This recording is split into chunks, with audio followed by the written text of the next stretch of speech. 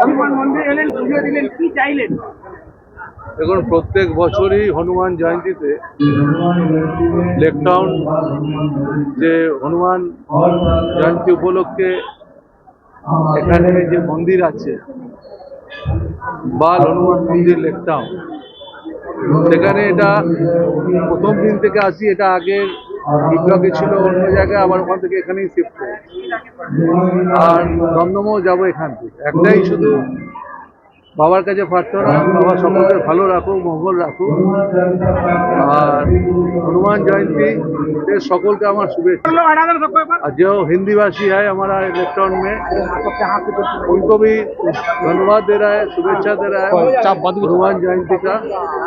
सब लोग अच्छा रहिए, उनका परिवार सब। 6 তারিখে আমি নমিনেশন করব, আপনারা যাবেন, আমিও যাব। সবাইকার শুভেচ্ছা।